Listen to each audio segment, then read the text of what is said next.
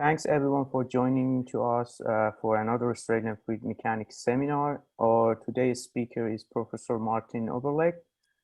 He's a professor of mechanical engineering at Darmstadt University, and he's the chair of fluid dynamics. He received his PhD from RWTH Aachen, and he's a pioneer use of least symmetry methods for studying turbulence and modeling concepts in turbulent flows and shear flows. His current interests include the least symmetric of the Langren PDF and half equation of turbulent, construction of conservation laws, hydrodynamic instability analysis, and he's also interested in the high performance computing and also GPU acceleration, discontinuous Galerkin numerical methods, and he's going to give us a talk on symmetric induced turbulence scaling law for arbitrary momentum and their validation with the DNS and experimental method. With this, I hand it over to him. Thanks. Okay, so Ram, many thanks for giving the nice introduction. Welcome everybody. I've seen there's quite a crowd in the talk here. Thank you everybody for coming today. So I would like to start with just acknowledging my colleagues here. I mean, there's Sergio Hoyers, he's from Valencia. He's doing a lot of the DNS stuff. This is a PhD of mine. This is a PhD of Sergio. And these are two more PhDs who helped in particular with dealing with the experimental data. I've been using 3 data sets, which we got from the Princeton group here by Margaret Walikivi, Marcus Hultman, and Alex Smits. The other data set is from the Cyclope experiment in Bologna. That is from Gabriele Bellani and Alessandro Telemelli, and in the same facility, but with their own measurement devices. That is the one by Spencer Zimmerman and Joseph Klevicki. Let me just first give you a short introduction, quite simple. I guess I'll be going to talk about Navier-Stokes. As you know, Navier-Stokes is one of the 6 unsolved million problems, but they're asking different questions, the mathematicians. We are asking in terms of turbulence, so to say, we know it's quite a good turbulence model, but as you know, it is in terms of computational input you needed, it's quite expensive. And in particular, when we talk about turbulence, we think of turbulence statistics. And that, of course, goes back to the idea of von Reynolds, and use the idea of a mean value, which I usually denote by an overbar. And he also introduced the famous Reynolds decomposition in the mean value and the fluctuating value. Well, if you use that one in the Navier-Stokes equations, we all know that this leads to a closure problem. So we get the Reynolds stress tensor. So in order to deal with this, so to say, statistical version of Navier-Stokes, we either need a closure relation, or, and that is what we're going to do today, we need to consider the higher moments. So in fact, we have to consider the equation for the infinite moment, a set of moment equations. What I've been going to talk about today in particular is scaling laws, and I'm just revisiting here the old idea of von Karman and Pruntel. So they cooked up an equation of this kind of form. That is what you find in many textbooks, and they say, well, the mean velocity near the wall in this new wall region, of course, is a function of the friction velocity, which is kind of a measure of the friction, the wall friction. It depends on the wall distance and maybe viscosity. Well, if you're sufficiently away from the wall, of course, the viscosity does not play a major role except for small scales. Then from dimensional analysis, you get that equation. And of course, then you get the famous log law. So here, of course, normalized with the usual plus variables by u tau and u tau over nu. Now, that is well known. I mean, here's data from the Marusic group at Melbourne. And of course, we do see a reasonably nice log law that goes up to here, maybe 3,000 or so. The point is that this equation that was cooked up by von Karman and Pruntel has absolutely no connection to Navier-Stokes whatsoever. And that is what we're going to talk about today, how we can derive scaling behavior, in particular also for higher moments, from actually anything that has been derived from Navier-Stokes. I'm just finishing up this short intro by a brain teaser. A couple of years ago, I wrote a proposal at German Science Foundation. I had the idea for a DNS, and the idea was that I'm going to modify the boundary conditions as such that we're going to expect, so to say, a log law in the full, so to say, in the bulk region of this type of a channel flow. So it's a pressure-driven channel flow. The boundary conditions are physically, they're doable. The idea was inspired by the symmetry theory. And this is just the DNS data that was done by the student at the time. And here is a semi-log plot. So you see a very nice log law over the whole range here. And the question is, what did we do on the boundary condition to achieve that? I will disclose that at the end of the talk. So let me just first talk about symmetries. So if we think of a symmetry or a symmetric object, that is something that comes from our everyday life idea. I mean, if you just, a symmetric object means you just say like the cylinder here, so you put an action on that object and the object looks the same. Mathematicians have used exactly this idea. It goes back to Felix Klein, and of course, Sophus Lee was one of the Norwegian. Sophus Lee was the one who actually, developed it very, very, very far, and we're using it now today, quite often in physics. So what is the idea? Suppose you have an equation, in our case, of course, a differential equations, and if you find the transformation, so to a new set of variables, say x star and u star here, and you put this transformation into the original equation, you get the same equation out. So that means the object here, comparing it to the cylinder, is the equations, and the action that is, so to say, done on the cylinder is a transformation here. The thing looks the same. So it is also sometimes called simply form invariance. Let me give a simple example here. So this is the heat equation. The heat equation admits a couple of symmetries. I'm just showing two of them. The first one is, in fact, scaling of space and time. So when I usually do scaling, I usually use this e to the something notation. You can also call it like alpha, and then that would be alpha squared. I usually avoid that. That has reasons which is not important here. At the same time, because you see different parameters here, A1 here, and at the same time, you can rescale the temperature with the A2 here, and now take this transformation, put it back into the heat equation. You get that one here. Of course, these exponential factors can be canceled out. And what we have is we found that is called the two-parameter scaling group, essentially two parameters. And well, it's a group. I'm not talking about that one, why this has group properties. Now, we can define a couple of things based on this idea.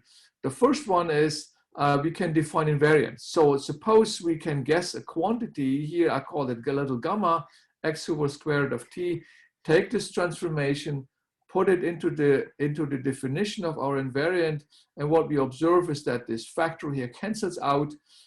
What is left here is only the star variables without the group parameters here, and that means we have found an invariant. We can also guess a second invariant, and that involves, so to say, the dependent variables t here. That is a tablet t over t to the power of a2 over 2a1. And we do the same thing. We take the transformation, put it back in here. We can see that all the factors cancel out. And what is remaining part here is simply the original equation now written in the star variables, and I called it delta star. Well, here is, so to say, for somebody sort of familiar with group theory, this is what is called an infinitesimal version of that. That is called the invariant surface condition. So a condition to compute that.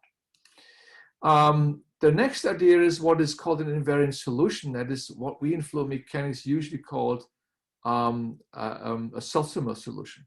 So now take the invariants here. So the independent variables, defined here of the two independent variables, And so to say, a new dependent variables are called delta here. Now, if you take that one here, introduce it at the new independent and the dependent variables, put it in the heat equation, you get an ODE. That is essentially what we know as a self-similar solution. Well, in Lie theory, this is usually only called a self-similar solution if scaling is involved, which is the case here. And we will also see that later, that scaling groups are often used for our purposes. And this is classical. I mean, the famous Blasius solution is a self-similar solution. It all comes from group theory. The final concept that I need here is symmetry breaking. And symmetry breaking is rather simple. So far, with the symmetries, we haven't talked about boundary conditions. Now, think of a rod where you impose, so to say, the boundary condition on one end. We call it T naught. So at x equals 0, we have the boundary condition T naught. And what is going to happen now if we introduce the symmetry into this boundary condition, we can observe the following. Here we have no problem. So that one here, we just, so to say, cancel that out because there's 0 on the other side. But here we have a problem. That means the A2 has to be 0, has to be 0 in order to have that boundary condition invariant. Well, this one does not have to be 0. Here the A1 is simply arbitrary or remaining one. So what we say is we call the T naught symmetry breaking.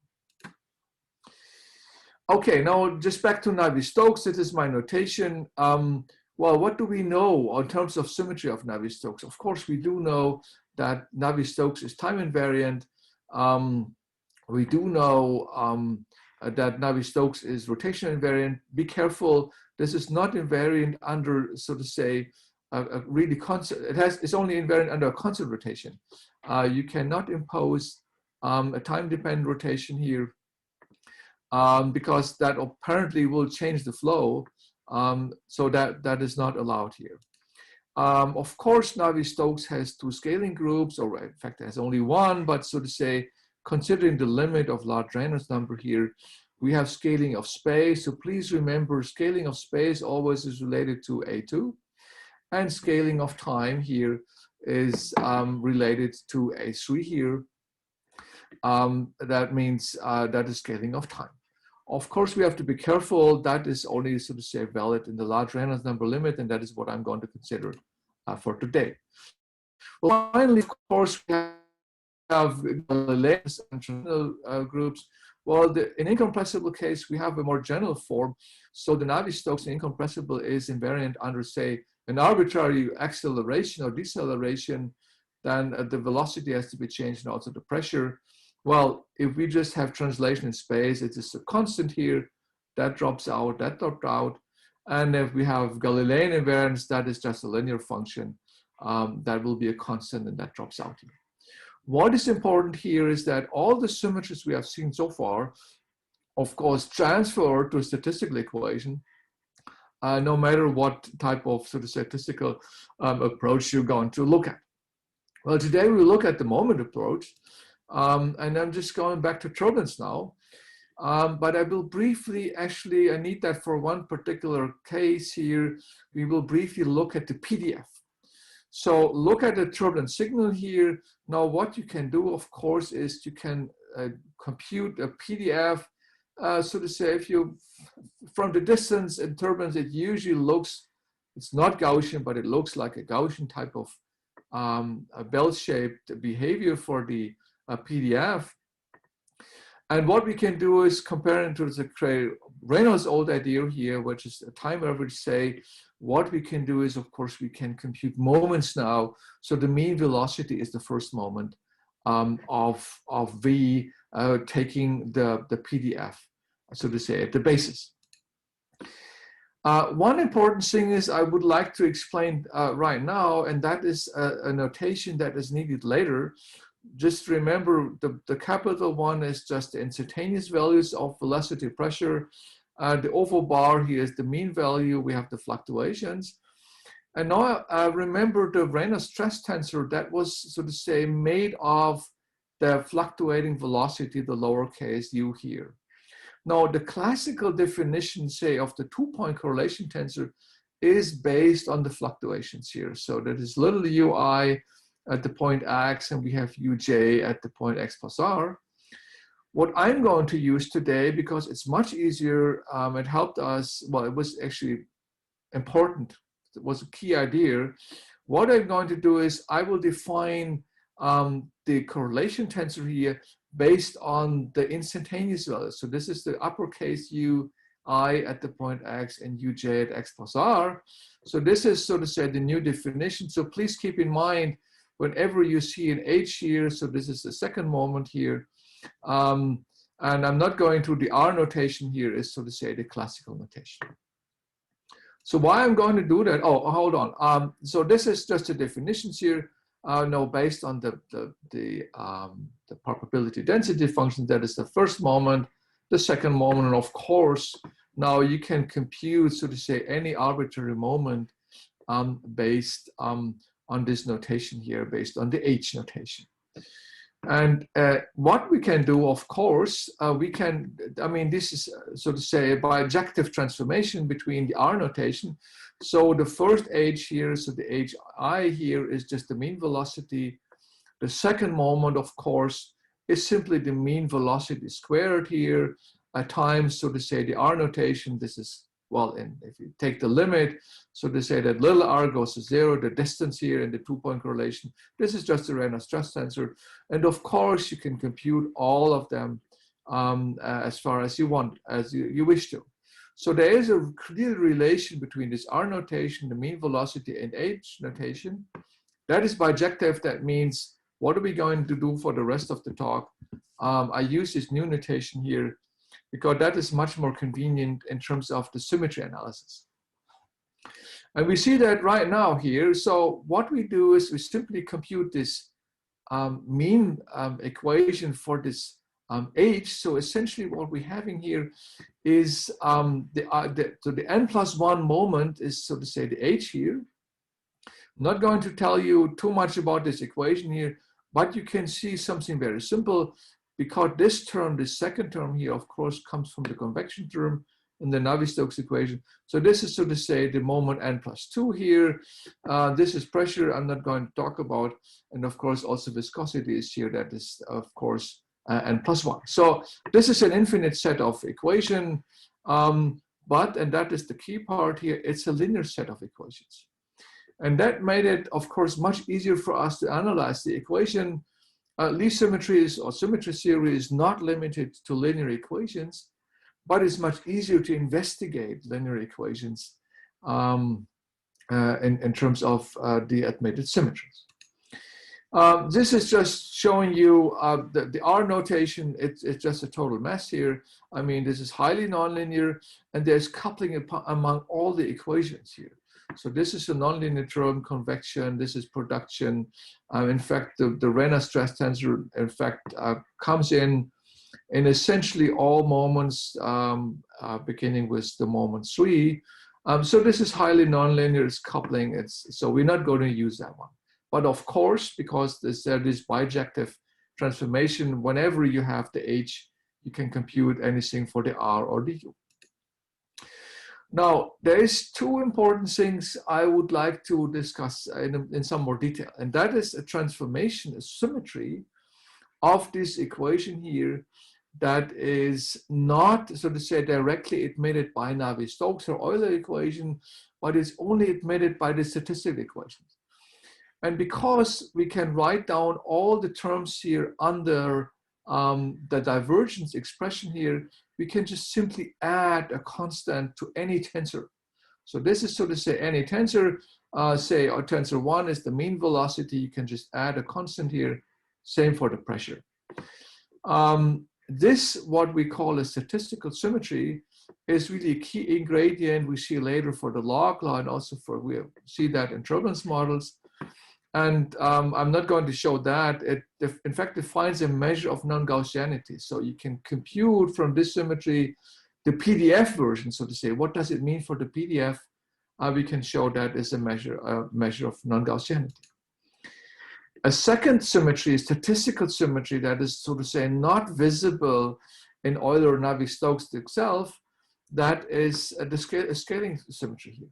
Remember the heat equation, you know, we had this term E2, so I think I called it A2 or something, or A3, I don't remember.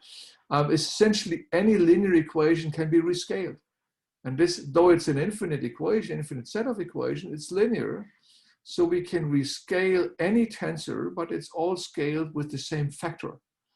And just try to remember this AS here. So we have, you remember the A2 was the scaling of time, A3 is scaling of space. The AS is what we call the statistical scaling symmetry. This in fact defines a measure of intermittency, and I will explain that in a minute. It's very important for deriving higher order moments.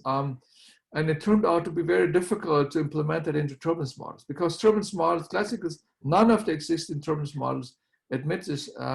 We just published a paper in Physics of Fluid by one of the students here, Dario Klingenberg and Dominic Plümacher, that was published in Physics of Fluids this year.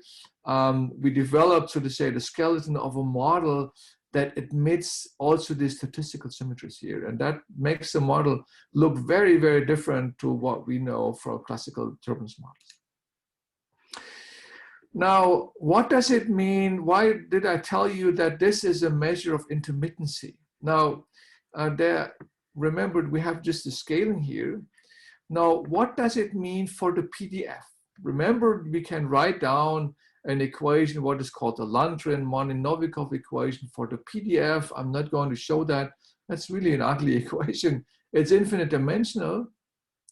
But what you can show is that the scaling symmetry here is a symmetry here of the PDF. And we have to look at that a little bit closer. So let's assume that the AS here is 0. If that is 0, this is just 1 here. That means then we have Fn here, this minus delta plus the delta. This is really the delta function, the Dirac delta. That means if AS is 0 here, of course, that is what we call the identity transformation. The delta does not appear.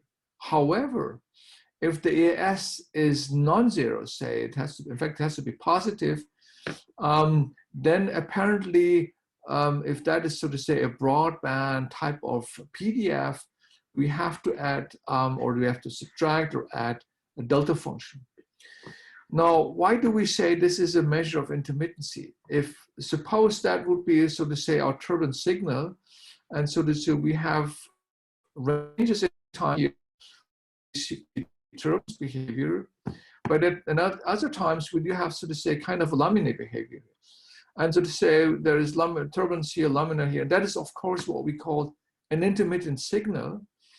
And now if you look at the PDF of this signal here, that apparently has this, so to say, bell-shaped behavior from the turbulent part, but because of the laminar part here, we do have a Dirac delta. So essentially, that is the reason why we call that intermittency symmetry. Well, this, I mean, how we got from this one to this one here is a lengthier calculation, but believe me, so to say, this is more or less essentially the same. Now, finally, I would like to talk about how we use that, the whole symmetry idea now for turbulent scaling laws. And what I'm going to do is I'm going to talk about two different flows. The one here is simply a channel flow. And we will look at, so to say, the core region here. I usually use this red or orange, so to say, circle here or ellipse here. And we also look at the near wall region. That's a classical channel flow driven by a pressure gradient, a Poisson flow maybe. The other one, and here, of course, we look at DNS. We are running a DNS, a big DNS on that. And that one here is a pressure-driven pipe flow. And also here, we look at the center region and the near wall region.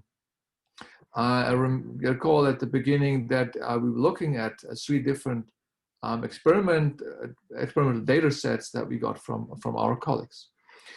Well, at the very end, I will disclose what we did with the boundary condition here on this, so to say, modified channel flow. Let me just briefly tell you a little bit about the DNS we're just running. We're running a DNS at Reynolds tau of 10 to the 4. So the last one that was published is the one by Lee and Moser. They published on the Reynolds number, I think that was 5,200 times 5,400. That was published some years ago.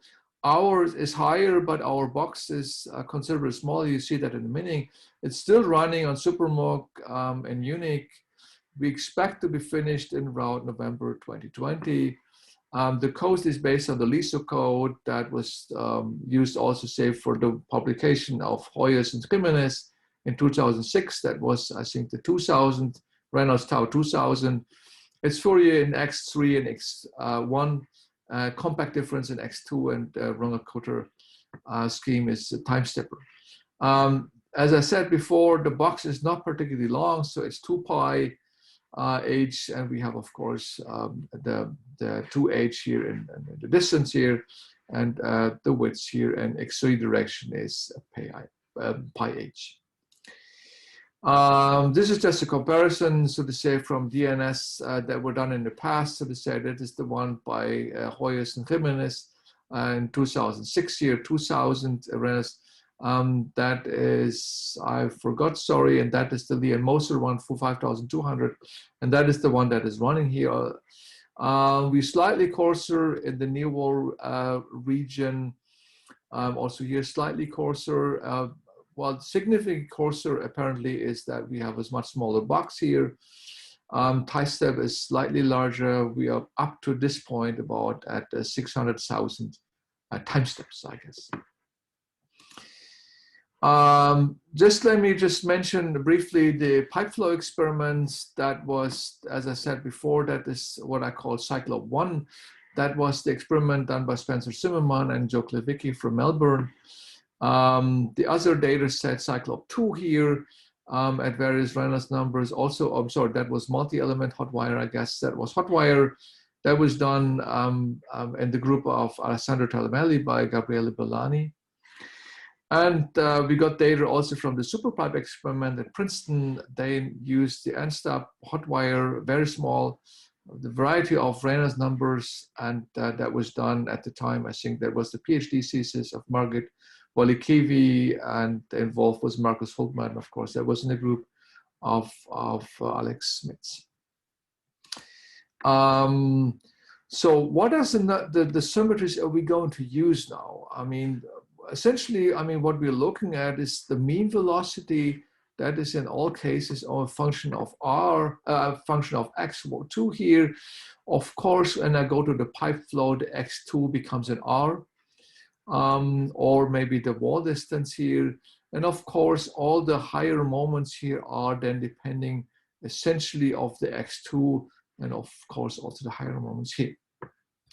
Just to remember, to recall, this A2 here is the scaling of space. Of course, this is statistically stationary, so the time is not involved, but apparently this is A3 involved here. That is the scaling of time. And what we see here for the velocity, that is the mean velocity, that is scaling of space, scaling of time.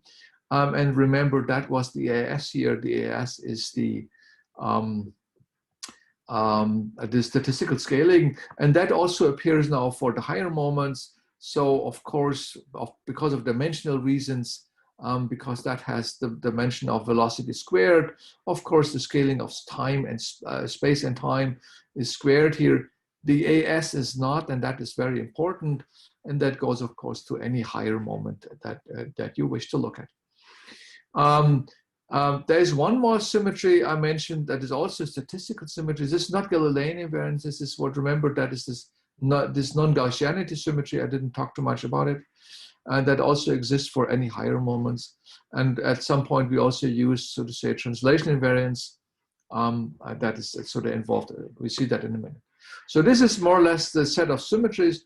Remember that we have something very similar for the heat equation. We had two scaling symmetries involved.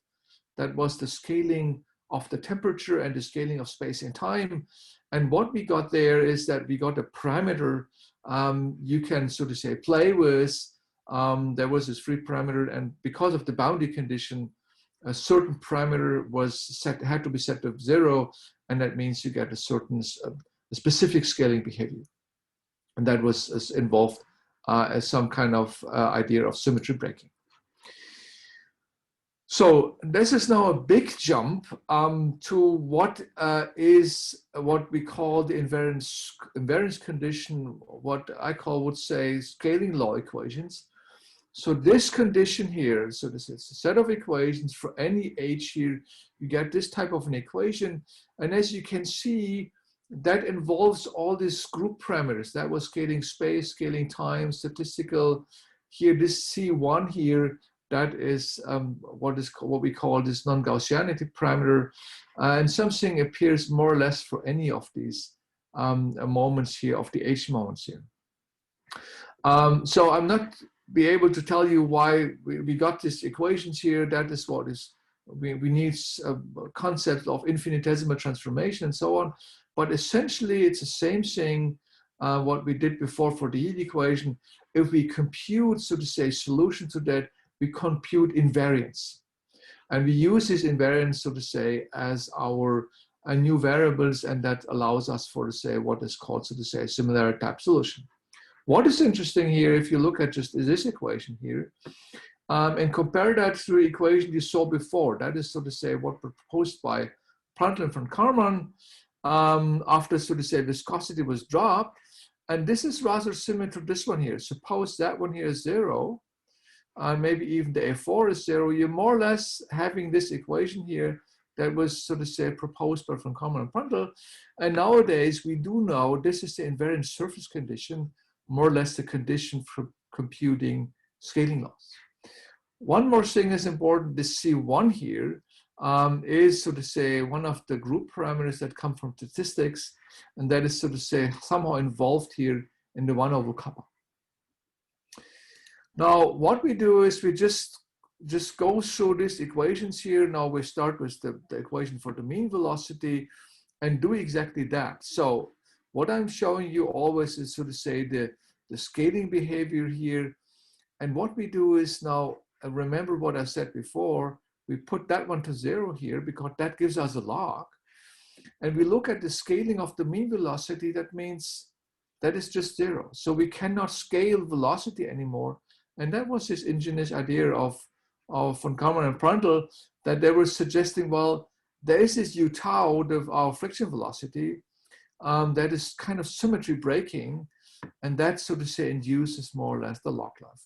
Of course, in slightly more general, this if you just compute that, it comes from the A4, that is translation in space.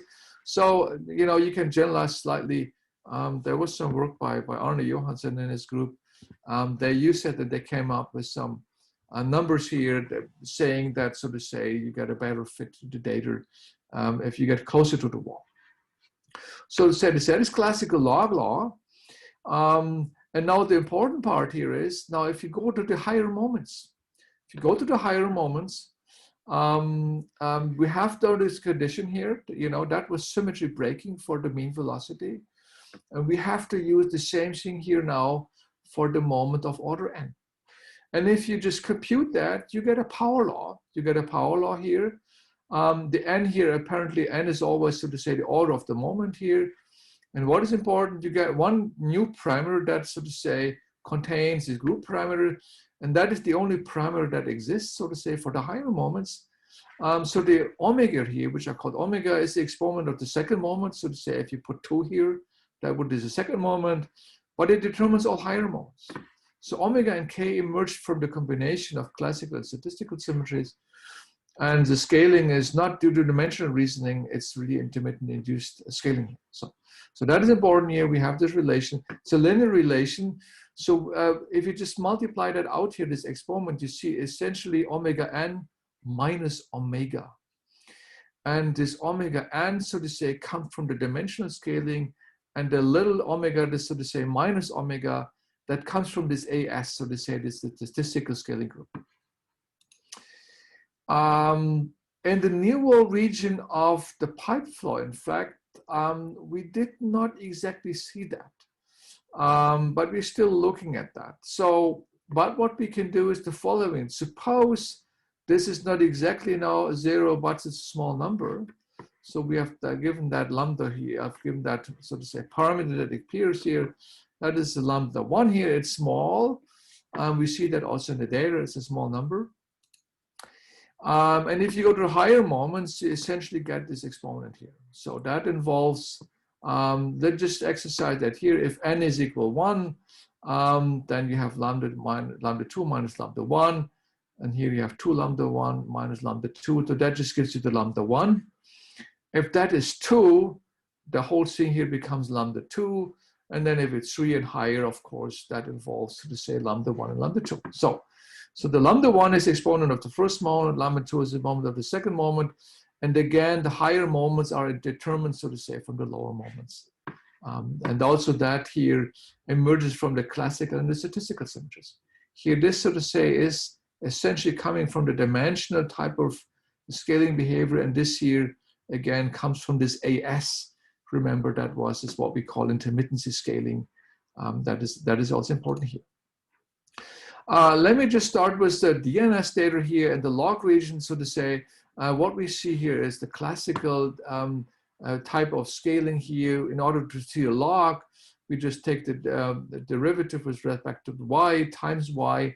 And if it's a constant, we do see a log region. And this is sort of the numbers we came up with. We just plotted a bunch of this DNS, so the 2,000, 4,000, 5,000. This is the one that is running right now. And this is more or less, so to say, the data we have for that.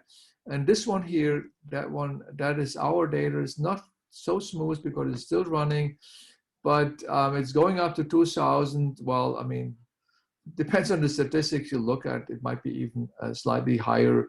I have to about 2,500. So apparently we do see a fairly good log law for this new set of DNS data. And this is in fact now the higher moments. So what we're plotting here is this function here. That is, so to say, always when we're plotting the line here, that is, so to say, the theory, and the dots here are essentially the DNS data. And what I've done here is the following. So to say, we computed, so to say, here this is the omega. So it's a small number. And so to say, we made fits to all the DNS data and the first value here. And that is, so to say, we take that value here for the theory, and that is, so to say, then the factor of here, factor 2, 3, 4, 5, and so on. So if you compare these numbers, they're very close to each other, and you see also, you see that here from this plot here. We may even go to higher moments. We're probably planning to go up to n equal 10. So this is now the pipe flow data. This is, so to say, cycle 1. And as I said earlier, we don't really see the log, but we see something very close to the log. So a small exponent here for a power law, and this is, so to say, the higher moments. And that is what we're plotting here. That is near wall region of the pipe flow. So we're essentially plotting this function here. And again, this is just the fits to the experimental data. And we just take the lambda 1 and the lambda 2 here from the experiment and compute the higher ones, and you can just compare, and also you can compare plots. And that looks reasonably well. Two more data sets. That is, so to say, a data set from Cyclope 2, and that is from the superpipe here, also at high Reynolds numbers, not the highest one. Again, we do see some very similar behavior here in both of the data sets. Also, the numbers are pretty close to what we saw in, say, Cyclope 1. Now let's look at the deficit region, the center part of the channel, also the pipe flow.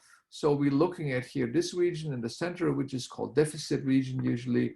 And we do the same for the pipe. Again, of course, now whenever we have an X2 for the pipe flow, it's an R. I'm speculating actually what is the symmetry breaking sort of parameter. I mean, I'll explain you in a minute why I believe this is the symmetry breaking parameter. That is u tau over r squared. And if you just compute the u tau in the say in the pi flow, you get this type of quantity here.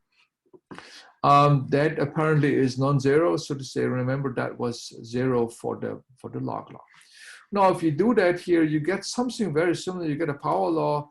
Things look similar, but in the deficit scaling, we had to involve very clearly this additional symmetry that, so to say, appears here. So what we're essentially doing here is a deficit type of scaling for all moments, but here, of course, h moments.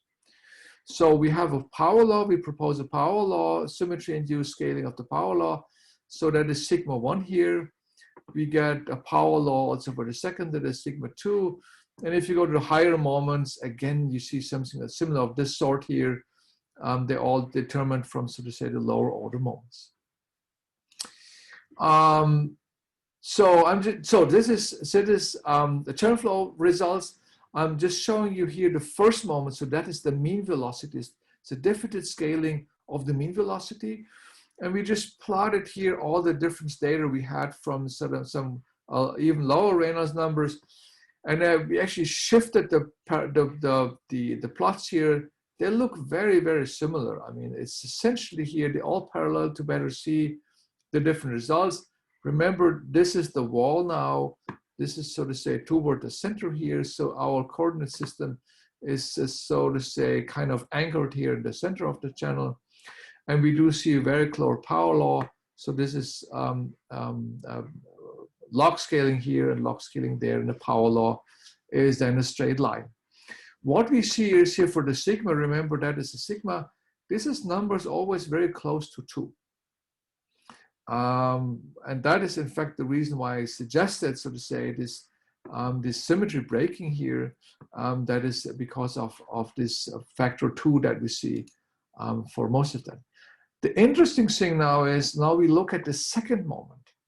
And the second moment also shifted the profiles here for the different Reynolds numbers. So again, this is the wall, this is the center. And the power law means, of course, a straight line here in the center part. And the interesting story is, this one here is also very close to 2. So the sigma 2 is also very close to 2. And now, if you just have a quick look at this equation here, because these are both very close to each other, this, so to say, the dimensional type of scaling here vanishes, kind of. It's very small here. So the leading order term is essentially a factor of 2 here in the exponent. And that is what we're showing here. We're plotting all moments of our ongoing DNS. So this is from n to equal 1. This is the mean velocity, and so it goes up. This is, so to say, not artificial shifting here. The higher moment actually gets much larger values. This is again the wall that meant the center part, and you see they're very, very similar. They are very, very parallel actually. That is in fact because of exactly this effect. That means essentially, remember we had this AS here. This is due to the AS. So we have strong intermittency behavior in the center of the channel flow. This is more or less the same thing now for the pipe flow. Experimental data, this is the center part of the pipe. Again, the same scaling law. I'm sorry that we should have put an R here. This is just the R. Again, this is the pipe wall. This is, so this toward the center here is pipe center. See very similar effects here. The sigma, what we see here is close to 2, a little bit smaller than 2. Same for the sigma 2 here. This is sigma 1, sigma 2. So then you get, so to say, a very nice fit, also close to the DNS for the channel. And we do see the same results. Say this is data from Cyclope 2 and the superpipe. We see essentially the same effect. We see almost similar values here. Yeah, well, that's about it. Now, let me disclose what we did for this channel flow. I think I'm almost at the end here. Yeah, I'm fairly good in time, I guess. So what we did is essentially the following. We did the DNS for the classical pressure-driven Poisson flow, channel flow. and we introduced a wall blowing here. So we have kind of a vertical velocity, call it little v0 here, and then we do a constant suction up here. And then the symmetry theory essentially told me, well, we do a very strong symmetry breaking here because we're introducing an additional velocity. We're introducing an additional velocity that is symmetry breaking. And remember, von Karman did that, right? I mean, he introduced u tau. Now I'm saying, okay, well, the u tau is not the symmetry breaking quantity for the central part. It will be the v0. And then we in fact find such a log law here. This is just a movie here from the DNS, so to say here. We have just blowing, so we got strong vorticity. We show vorticity here, strong vorticity at the wall where it's blowing. And there's a suction wall here, of course. If you do strong enough, you get partial relaminarization even. And this is just a variety of the results from the DNS. So here I'm just showing, so to say, in some linear scaling here. If you increase transpiration here, then of course the mass flux actually get drastically reduced. And if you do a plotting here in double log and semi-log, you do see very nice log behavior. Okay, let me just conclude here. What is important really is new sets of statistical symmetries, not so new anymore. We discovered them some years ago. They're kind of beyond Navier-Stokes, so to say. They're only visible in the in the statistical equations, and I've essentially showed the moment equations, but also they're visible in the PDF equation, the Lundgren-Monin-Novikov equation. The statistical symmetries mirror important properties of turbulent status intermission, non-Gaussianity. They are key ingredients for classical and new scaling laws here, wall turbulence. We have also looked at rotation, wall transpiration. Sorry. What I think is important here, scalings of higher order statistics can be derived. And I think most important, scaling laws are solutions. They're solutions of equations here, multi-point equations. And scaling laws can be derived rigorously from symmetries. In fact, we're just working on actually solutions now. The one student, Dominic Limmacher, is now working on invariant solutions even for the PDF. And we're going to compare that also, of course, to data, to our DNS data, maybe some other data. Okay, I guess I'm done. Thank you much all for listening. It was a pleasure, so to say. Being here means, of course, at home. I'm happy to take questions. Thanks a lot. On behalf of everyone, thank you. I open the floor for question. Please unmute yourself or type in the chat box if you have any question, or even chat in the chat box indicating you want to talk. I can unmute you.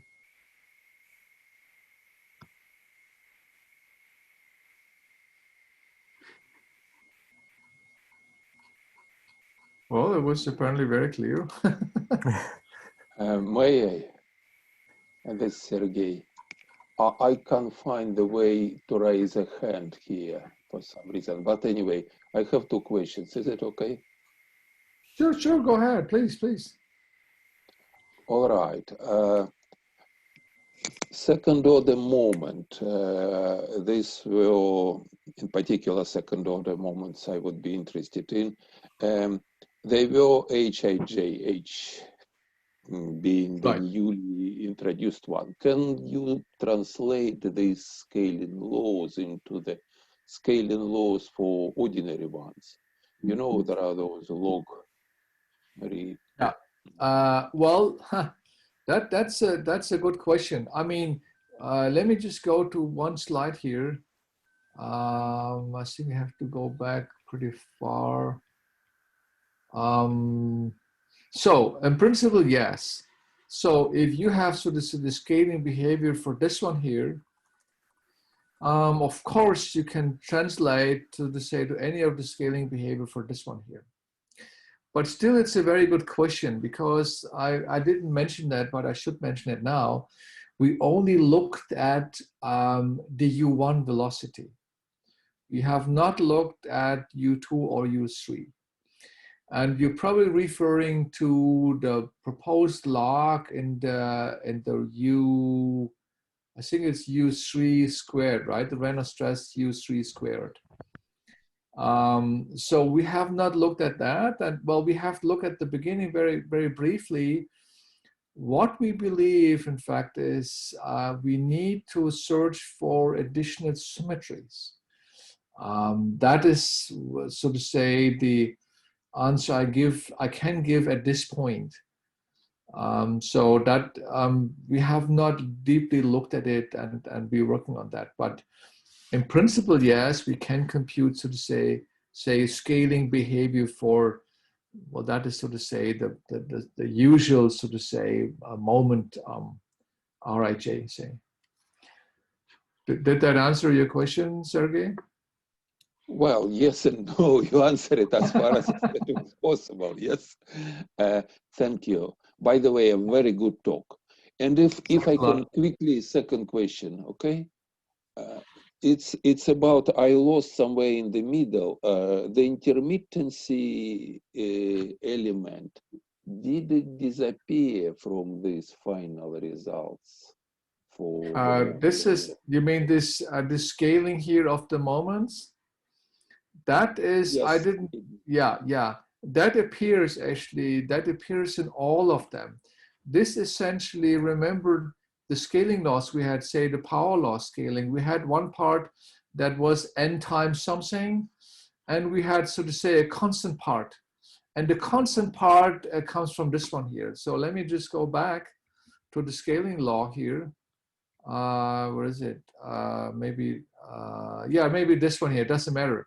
So whenever, so to say, there's a constant part that comes from that AS, or also here is even more pronounced, I would say.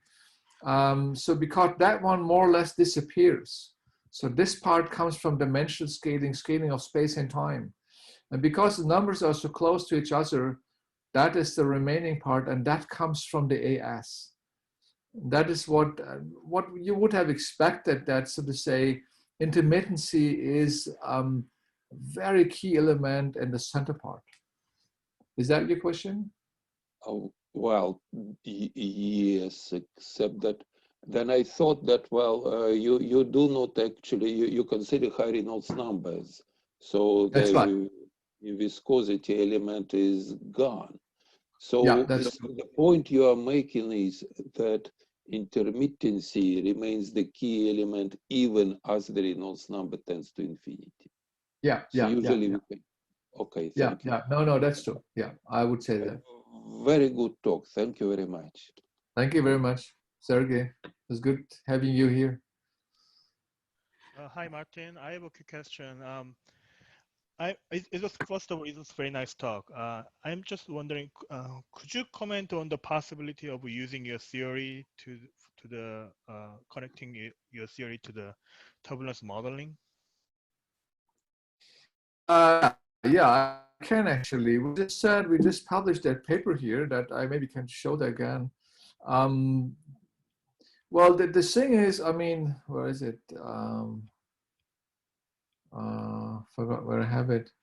Well, the point is, we believe, here we go. We believe that a turbulence model, so to say, that has, so to say, these additional symmetries involved, and that is more or less what we did here. That is the hope, and we're still working on that. This is just a paper of today, of this year. The idea is, put it that way. If you look at the history of turbulence modeling, you will say, beginning even in the 30s, you will recognize that for each new class of models, turbulence modelers have involved more symmetries of Euler and Navier-Stokes. And so to say, with the beginning of, so to say, the 70s, where we had K omega and whatnot, essentially all of the symmetries of Navier-Stokes were involved. But what was not the case, well, in fact, we had even one more symmetry, and that is needed for the log line. One of the statistical symmetries is essentially in any of the turbulence models. It is already in there. That is more or less, where is it? Hold on. wrong direction. This one here. So suppose this is the main velocity here. So n is equal 1. You get a constant. So that is usually in turbulence models for shear flows. So if you look at the shear flow, you find this symmetry. Well, you don't find it, so to say, for the generic model, but you limit yourself to a shear flow, parallel shear flow. You find that that is needed to get the log. So our, but all the other symmetries are not there. So essentially, in a more generic form here for the second moment, or this one here is not part of the model, none of the models. So that is the reason why this model that we derived is very different in structure, even from Reynolds stress models. In fact, Reynolds stress models are better than say classical two-equation models, because two-equation models have too many symmetries. For example, if you go into a rotating pipe flow or rotating channel flow, the K-upsilon model will not feel that. So it gives you the same result as for a non-rotating case. And you can pin that down to an additional symmetry, and that is unphysical. So Reynolds stress models are even better there. But they still don't have the symmetries I think we need. Does that answer your questions, MK? Yes, maybe I need to read your paper. Yeah, okay. No, but that's a good question. I mean, well, the idea is simply if we want to mimic, so to say, what we saw today, we need the symmetries there. It's simple as that. Okay, thanks. And we have question from Brenger, if I'm right. Do you like to unmute yourself and ask question? Yes, thanks. Yes, hi Martin, this is Bérangère Dubrul. Oh, hi Bérangère. Yeah. Yeah, I'm sorry I missed the beginning of your talk because it was kind of early for me. So maybe you maybe you answered in it in the beginning. When I saw the scaling of your moments, I was struck that it really looked like a scaling of operator expansion in conformal theory. Is there a deconnection, or is it? Well, the interesting thing is, it's good that you're saying that. We found conformal invariance in 2D turbulence, while we have not seen it in 3D turbulence. There is a couple of papers with my colleagues, Vladimir Grebenev and Marta Vaclavsek, we published in the last couple of years in various journals, and we found that there is conformal invariance in 2D. And we can formally prove that mathematically. I mean, that was a concept that was in the 90s, somebody from Princeton, I forgot his name. And then Falkovich did quite some number of experiments. And but so far we don't see that in 3D turbulence, no. But in 2D it seems to be there, yeah. Yeah, yes, okay. Yeah, you're welcome.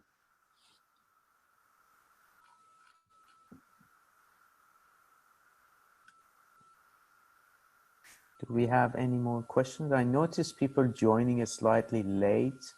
Like we still have people joining. I might be because of timing. And I'm just announcing this talk is recorded. And if you missed it or missed some of part of it, you might find it on Australian Fluid Mechanics website, which is going to be available probably in next few days.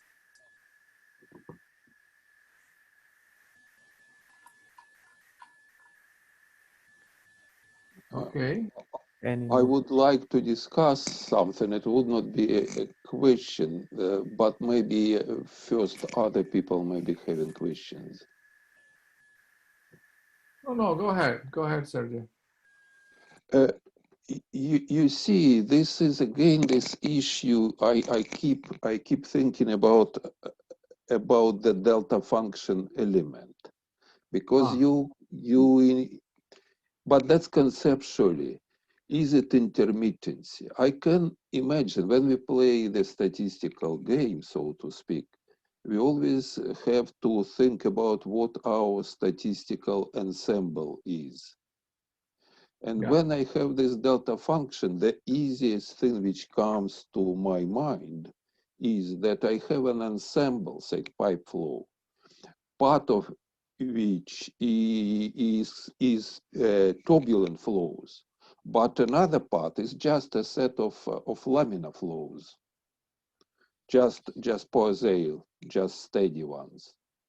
And even an experiment when when lamina is stable, I can have a fraction of this and a fraction of that arbitrary fraction. And of course, if there is a finite amount of laminar flows, it's just a parabolic thing. So I will have power laws mixed somehow. And what worries is that you said that, well, basically this delta component dominates in a sense. So is it the theory of laminar flows maybe? Well, I mean, that's a very, very good question. Thanks a lot. I mean, the thing is, I mean, the Landgren-Money-Novikov equation, I mean, it's a statistical version of Navier-Stokes, but of course, also as the moment equations, they're also true for the laminar flow, definitely.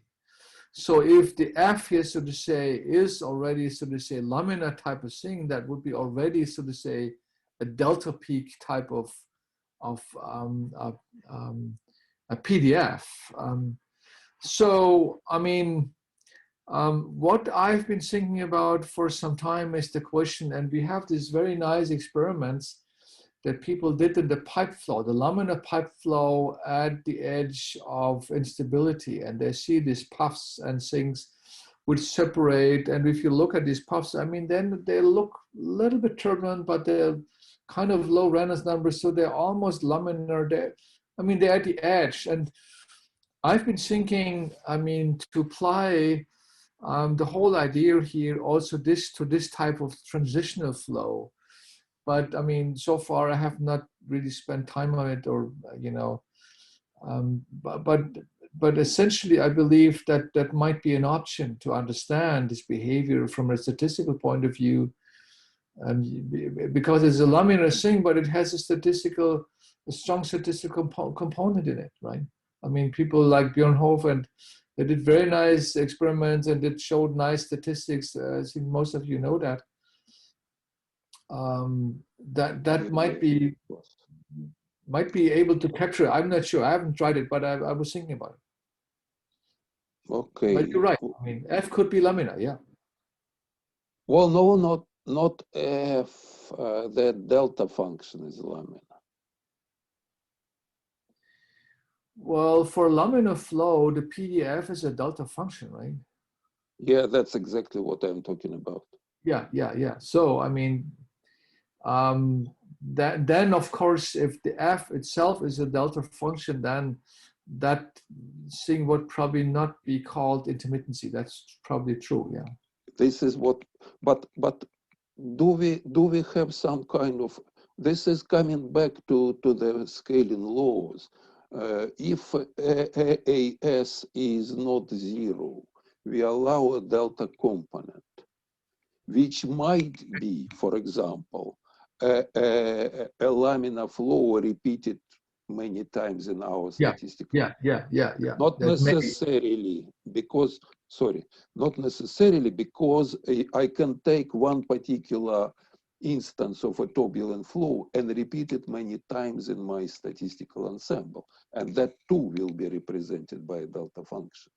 True. So this is, I hope, to maybe we can somehow say that, well, even though AS is not zero, our delta actually represents still somehow turbulent flow, because otherwise it's No, I believe. I mean, if you look at, say, I mean, you're right. And if you look at the data, say, at the point in the middle of the channel, you will not see something of that sort. I fully agree.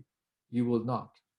So, I mean, you will not see this type of intermittency. You will I mean, people distinguish between, so to say, this type of intermittency with internal intermittency. So, yeah, I agree. I fully agree. Yeah. Okay, thank you. Yeah, no, very good question. Very good point. Very good point.